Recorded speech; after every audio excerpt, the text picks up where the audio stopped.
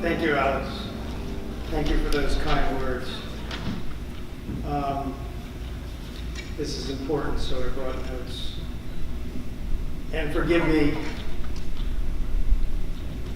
if I break down a little. If I don't, it'll be the first time I'm reading this that I haven't.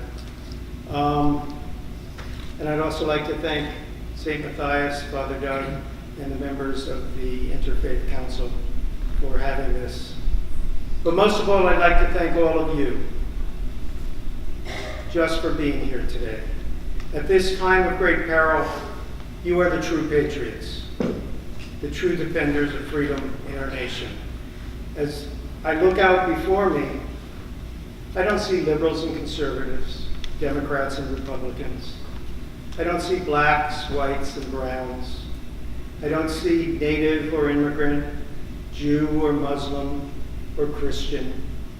I don't see gender, and I don't see sexual orientation, or any of the labels the forces of hate have used to divide us.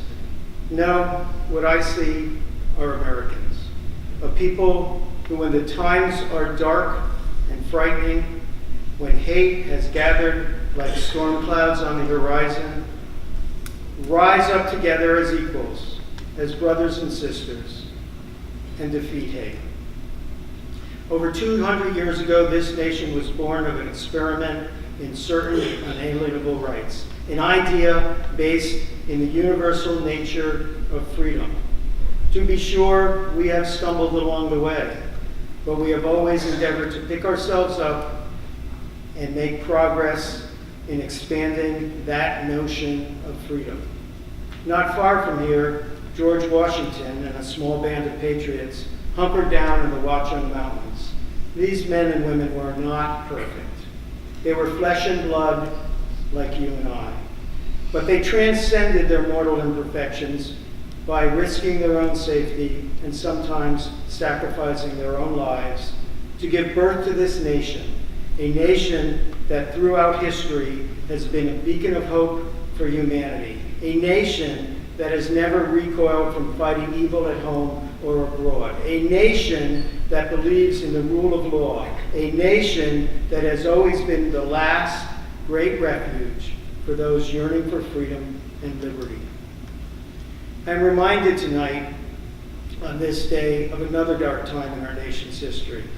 Another time when liberty and freedom were at stake, when the very fate of humanity was at stake, when a great evil was met and defeated by the American people and its allies. Not since the American Civil War, a war to defeat white supremacy, has this nation faced a challenge as daunting as the Nazis in World War II. But the Nazis misjudged American people by thinking that we held our freedom lightly and would choose comfort over it. They, like the Confederates before them, were wrong.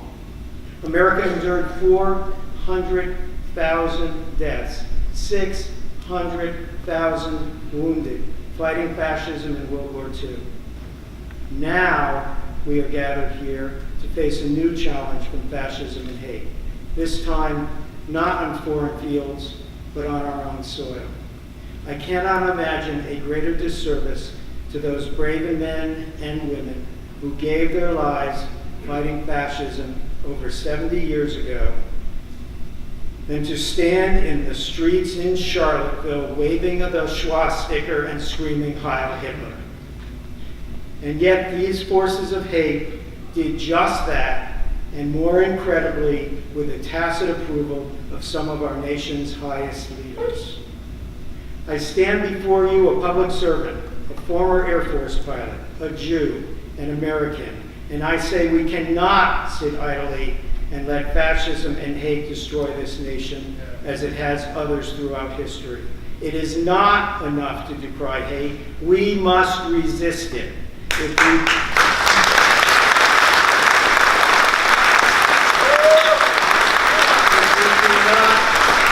we do not, we dishonor the sacrifices of every man and woman that has expended expanded liberty in this nation. Everyone who has kept love and hope in their hearts when faced with violent rhetoric.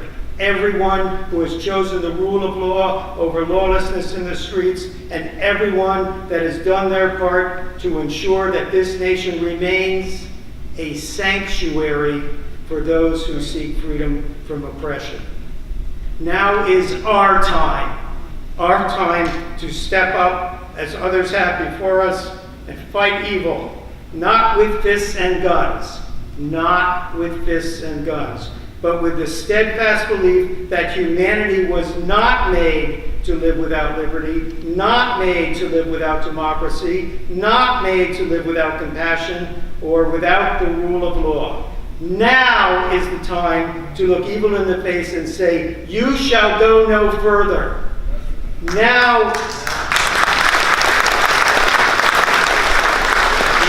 is the time to look to your left and look to your right and say, "I will stand with you until we have won." Now is the time to remember America has always been great.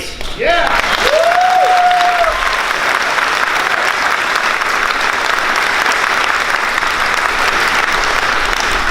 And I know we will win, because hate has no chance when faced with courageous people who keep love and freedom in their hearts. People like you.